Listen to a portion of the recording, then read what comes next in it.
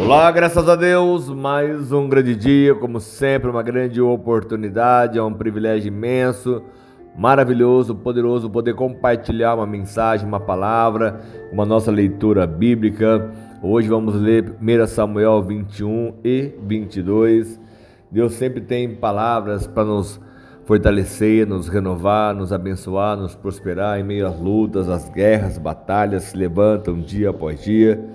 Por isso Davi tem muitos salmos a qual na própria Bíblia é escrita das situações que ele enfrentou, que ele sempre vivenciou na sua vida, porque nunca foi fácil, nunca será fácil, mas com Deus as batalhas são vencidas, são realmente prevalecidas, porque Deus é justo para poder fazer ainda muito mais do que pensamos ou imaginamos. Então vamos agora analisar a Davi, a sua conduta, a sua postura, quando Saul começou a persegui-lo e queria matá-lo.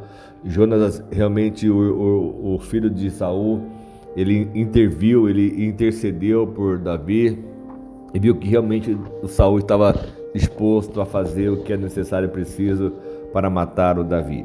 E então aqui no capítulo 21, Davi foi falar com o sacerdote Aimeleque em Nobe.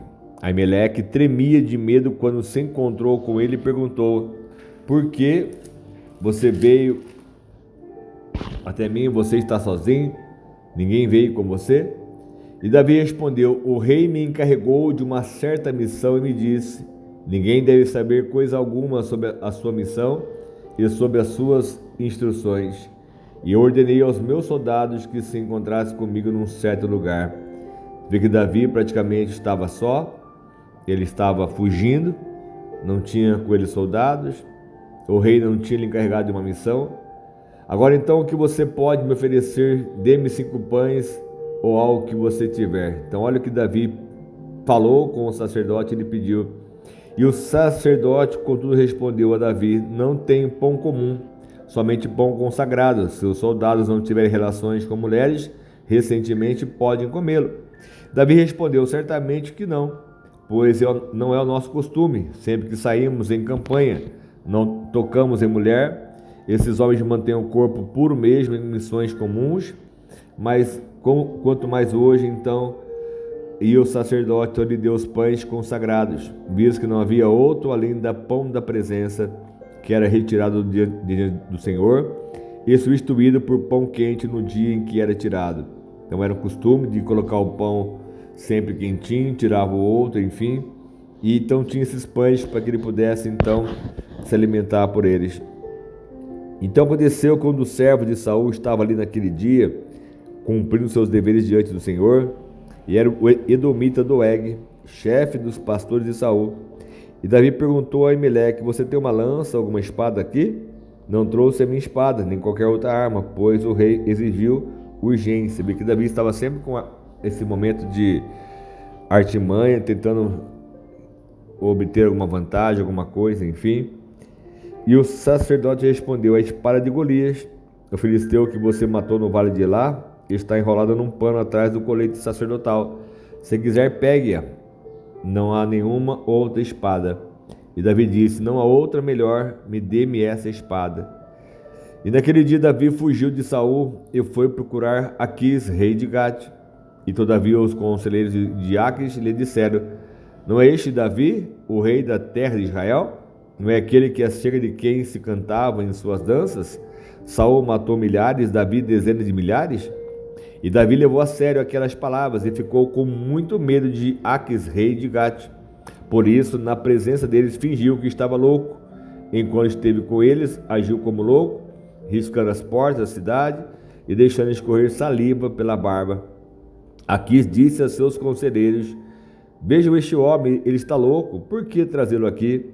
Será que me faltam loucos para que vocês o tragam para agir como doido na minha frente? O que ele veio fazer no meu palácio? Olha só o que o rei ele perguntou aos seus conselheiros, e como Davi ele teve que realmente nesse momento até se fingir de louco para que ele não fosse morto ou destruído, enfim, a maneira como ele foi até o sacerdote, como ele mentiu sobre o soldado, sobre a missão, pegou os pães para se alimentar, pegou uma espada que estava ali, que era de Golias, enfim. Olha só, no 22. E Davi então fugiu da cidade de Gate e foi para a caverna de Adulão. E quando seus irmãos e a família de seu pai souberam disso, foram até lá para encontrá-lo. E também juntaram-se a ele todos os que estavam endividados, em dificuldades, os descontentes. E ele então se tornou o líder deles. Havia cerca de 400 homens com ele. Então ele foi sozinho para a caverna, escondido, até que a família soube disso, enfim. E aí é onde então homens se juntaram a ele. Tinham uns 400 homens. E eram homens endividados, dificuldades, estavam mente descontentes, enfim. Mas Davi se levantou como líder. E de lá Davi foi para Mispá, em Moabe, e disse ao rei de Moabe: posso deixar aqui meu pai e minha mãe virem para cá e fiquem contigo até que eu saiba o que Deus fará comigo? E assim Davi os deixou com o rei de Moabe. E lá eles ficaram enquanto Davi permaneceu na fortaleza. E o profeta Gade, contudo, disse a Davi: não fique na fortaleza, vá para Judá. Então Davi foi para a floresta de Herete, porque então Saul estava com o desejo de matar realmente o próprio Davi, e aonde então as situações estavam apertando com relação a Davi, e Davi estava fugiu para essa caverna, fugiu então para a floresta. E Saul então ficou sabendo que Davi e seus homens tinham sido descobertos. Saul então estava sentado com a lança na mão debaixo da tamargueira na colina de Gibeá, com os seus oficiais ao seu redor. Ele disse: ouçam, homens de Benjamim, será que o filho de Jessé dará a todos vocês terras e vinhas? Será que ele os fará todos comandantes de 1000 e comandantes de 100? É por isso que todos vocês têm conspirado contra mim? Ninguém me informa quando meu filho faz acordo com o filho de Jessé? Nenhum de vocês se preocupa comigo, nem me avisa que meu filho incitou o meu servo a ficar à minha espreita com ele, como está hoje fazendo? E entretanto Doeg, o edomita, que estava com os oficiais de Saul, disse: eu vi o filho de Jessé chegar em Nob, e encontrar-se com Aimeleque, filho de Aitube. Aimeleque consultou o Senhor em favor dele, e também lhe deu provisões e a espada do Golias, o filisteu. Então o rei mandou chamar o sacerdote Aimeleque, filho de Aitube, e toda a sua família e seu pai, que eram sacerdotes de Nob, e todos foram falar com o rei. E Saul disse: ouça agora, filho de Aitube. Ele respondeu: sim, meu senhor. Saul lhe disse: por que vocês conspiraram contra mim, você e o filho de Jessé? Por que você lhe deu comida e espada, e consultou a Deus em favor dele, para que se rebelasse contra mim e me armasse cilada como ele está fazendo? E Aimeleque respondeu ao rei: quem entre todos os teus oficiais é tão leal quanto Davi, o genro do rei, capitão da sua guarda pessoal e altamente respeitado em sua casa? Será que foi essa vez que consultei a Deus em favor dele? Certamente que não. Que o rei não me acuse a mim, meu servo, nem a qualquer um da minha família, de meu pai, pois o seu servo nada sabe acerca do que está acontecendo. E realmente o sacerdote era inocente sobre isso. O rei, porém, lhe disse: com certeza você será morto, Aimeleque, você e toda a sua família e seu pai. E em seguida o rei ordenou aos guardas que estavam ao seu lado: matem o sacerdote do Senhor, pois eles também apoiaram Davi. Saibam que ele está fugindo, mas nada me informaram. Sabiam que estava fugindo, mas nada me informaram. E os oficiais, contudo, do rei recusaram erguer as mãos para matar o sacerdote do Senhor. Então o rei ordenou a Doeg: mate o sacerdote. E ele os matou. E naquele dia matou 85 homens que vestiam túnica de linho. E além disso, Saul mandou matar os habitantes de Nob, a cidade dos sacerdotes, homens, mulheres, crianças, recém-nascidos, bois, jumentos e ovelhas. E entretanto Abiatar, filho de Aimeleque, neto de Aitube, escapou e fugiu para juntar-se a Davi. Ele contou que Saul havia matado o sacerdote do Senhor. Então disse Davi a Abiatar: naquele dia, quando o edomita Doeg estava ali, eu sabia que ele não deixaria de levar a informação a Saul. Eu sou responsável pela morte de toda a família de seu pai. Fique comigo, não tenha medo. O homem que está atrás da minha vida, também da sua, também está atrás da minha vida. Mas agora você será salvo comigo. Olha só que situação que Davi começou a enfrentar, ou como ele foi responsável, sim, pela morte desses sacerdotes. A situação que ocorreu aconteceu, mas Davi tinha um propósito, Davi tinha realmente uma missão para com o próprio Deus, porque ele foi consagrado, foi ungido ao próprio reinado de Israel, para ser líder sobre Israel. Deus o exaltou de uma forma maravilhosa, muito abençoada, mas havia uma situação com o rei Saul, a qual queria matá-lo, queria destruí-lo. O Jonatas, o seu filho, entendeu o propósito, até apoiou, e Saul estava muito revoltado com o filho, com as pessoas que estavam apoiando Davi.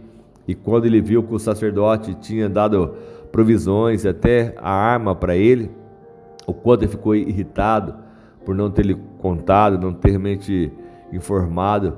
Somente esse Doeg, esse edomita, que realmente tinha feito essa revelação ao próprio rei Saul, porque ele ouviu o Davi falando com Aimeleque, o sacerdote, e foi então realmente ele delatou, entregou, revelou, enfim, ao próprio rei Saul.